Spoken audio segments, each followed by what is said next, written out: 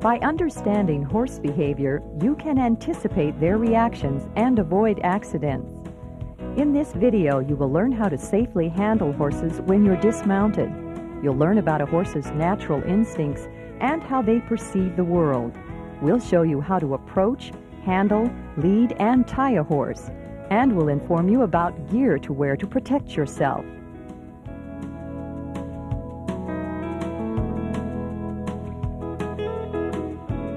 Horses react to what they can see, hear, feel, and smell. A horse relies on all four of these senses to protect itself. If a horse thinks it's in danger, it may suddenly react and cause an accident. Horses see things differently than people do.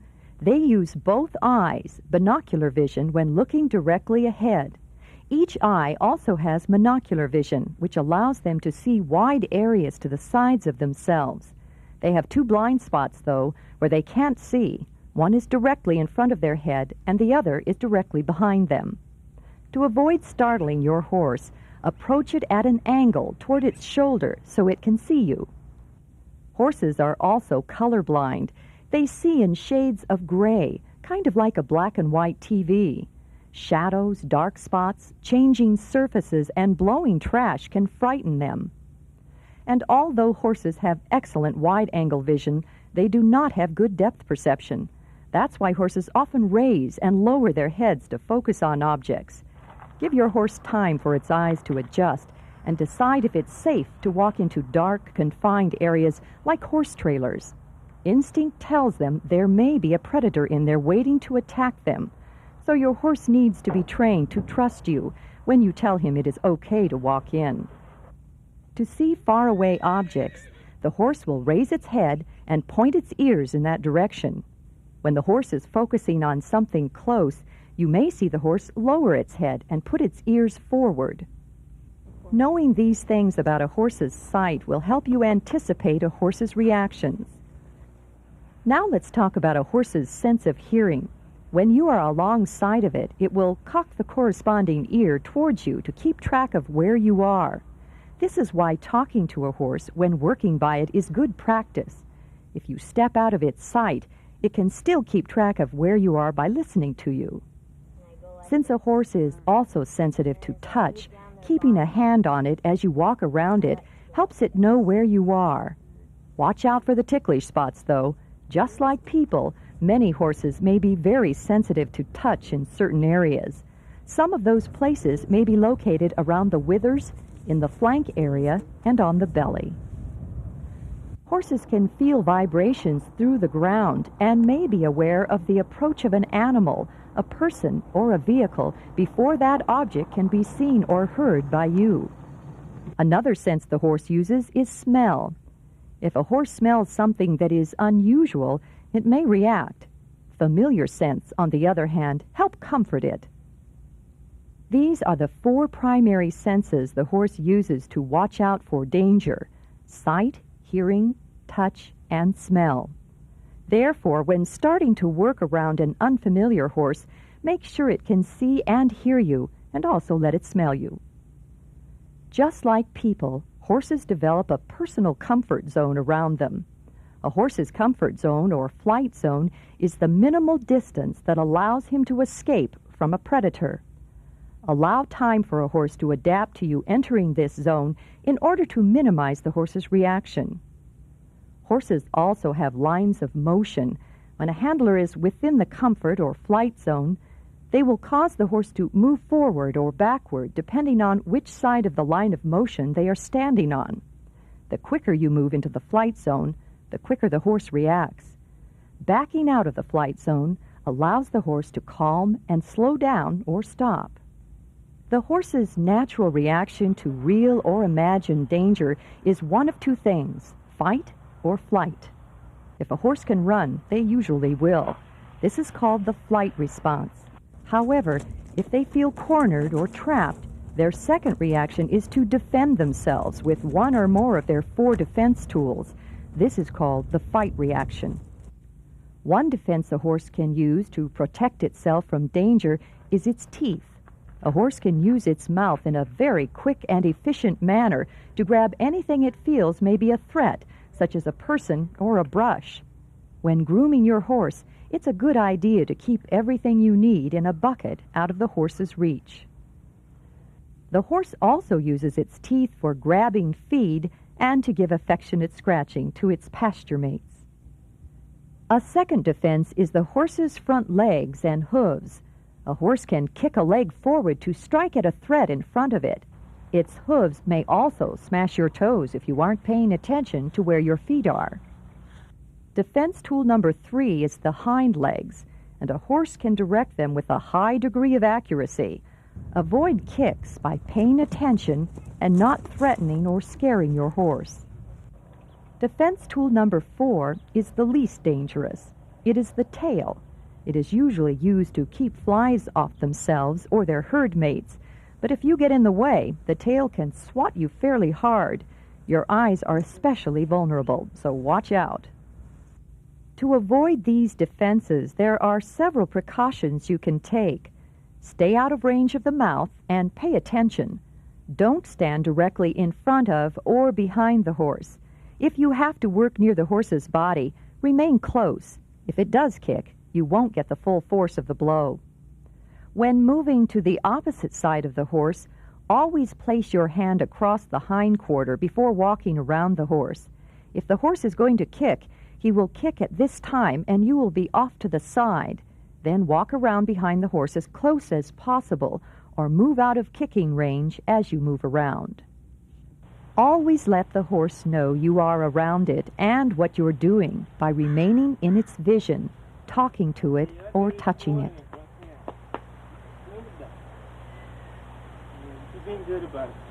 Horses also establish a pecking order. The horse on the very bottom of the pecking order will usually act submissively to every other horse in the herd. Watch out that you don't get run over when the pecking order is in action.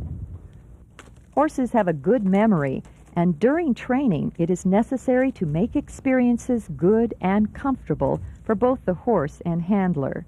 When horses are forced, for instance, to load into a trailer, you may complete the goal that day, but the next time someone has to load that horse, they will have more problems. Remember, good habits are easier to train than bad habits are to break. Some other functions that contribute to individual horse behavior include breeding background and what the foal's mother is like, the environment, other horses that the foal has been exposed to, past and current experiences with people, and individual traits that the horse possesses. The more you know about your horse, its background, and its temperament, the better. Learning to read a horse's response reaction, whether you know them or not, is fairly simple. Pay attention to its ears, eyes, nostrils, tail movement, and shifting of weight to indicate what the horse might do next. Often you can evaluate a horse's temperament or frame of mind by the position of its ears. A horse that is attentive will have ears perked forward or will swivel the ears to follow wherever you are. However, if the horse has its head raised, its ears perked forward, its eyes wide, and nostrils flaring, it may be preparing to bolt. A horse that is bored or lackadaisical may have its ears half cocked and neither forward nor back. A horse that is paying attention to you, for instance, if you're working at its flank, will have one or both ears back, but not pinned against his neck. An angry horse will flatten its ears back, possibly bare its teeth, and swish its tail as a threat, and then follow through by using its teeth and feet. When a horse is angry and shifts its weight to be able to free its legs for kicking, stand clear. When you approach the horse, do so at an angle toward its shoulder. Never approach it directly from the rear or front. Remember, they have blind spots. Do not rush or be hesitant in your actions toward the horse. Approach the horse in a confident manner and speak to it in a calm but audible voice. If you approach too quietly, the horse may feel like it is being stalked by a predator and run away. Always be calm, confident, and consistent when handling your horse. A handler that is nervous or lacks confidence will cause the horse to be nervous and unsafe. Horses should always be handled so each event occurs in sequential or routine format. Develop a strong bond with your horse and get to know its temperament and reactions. A position of dominance and leadership should be established. You should be a firm but gentle master. Correction or discipline should be at the instant of disobedience. Should you wait too long, the horse will not understand why it is being disciplined. Correct without anger and never strike a horse around the head. Even though you know your intent is discipline, the horse will perceive it as an attack. When you lead a horse, you should always be walking beside it. Don't let the horse get ahead of or behind you. The safest position for you when leading is at a point midway between the horse's head and shoulder. It is customary to lead from the left side. For maximum control, your right hand should be directly behind the snap, especially on an untrained or unfamiliar horse. Use a long lead rope with the excess folded in a figure 8 in your left hand.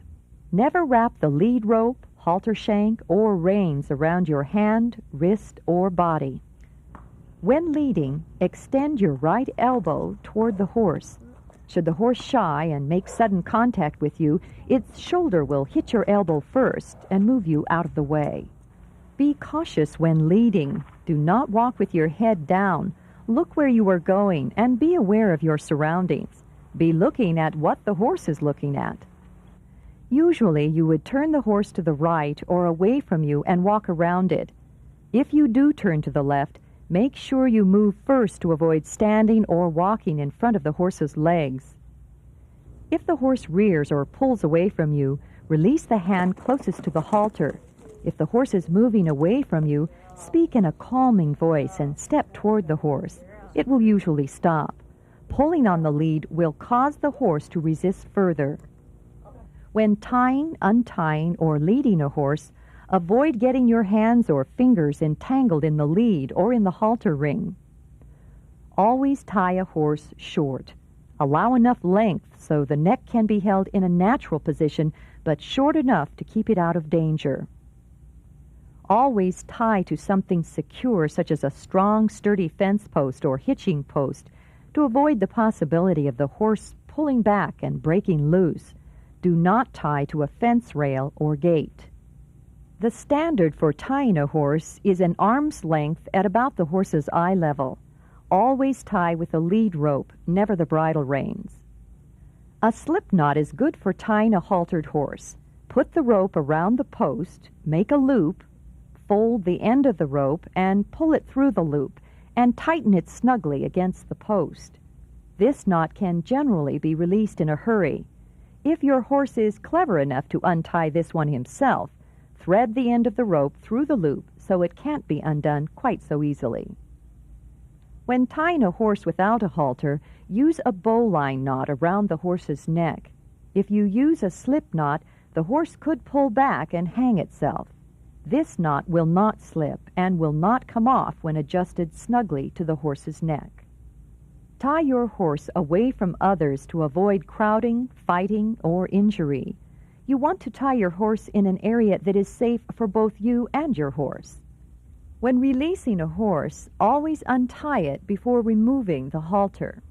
You should never leave a halter on a loose horse in a stall or pasture. However, if you must leave a halter on a horse in a pasture, use a halter that will break easily if caught on a tree or fence.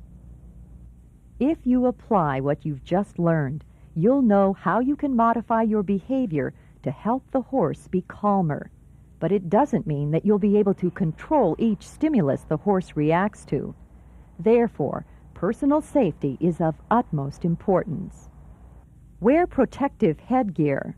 Proper headgear will have either SEI certified or this helmet meets ASTM standards somewhere on it. It will also have chin straps. You may think you only need a helmet when riding. This is not true. Head injuries can happen at any time. Wearing a helmet every time you work around horses will help you protect yourself. You also need proper footgear. Boots or hard-toed shoes with at least a 1-inch heel are preferred. These will protect your toes while working around the horse. The heels will prevent your foot from sliding through the stirrup while riding. Do not wear tennis shoes, moccasins, or go barefooted around horses. Wear proper clothing. Long pants will help protect your legs, and gloves can protect your hands if you are using a rope. Although horses have been domesticated, they will always have prey-like instincts. These cannot be removed or changed. If a horse is frightened, it will always revert to natural instincts. If you understand how and why horses react the way they do, and realize that they have the instincts of a prey animal, you'll be able to adapt your behavior and predict their reactions. This will make a safer environment for both you and your horse.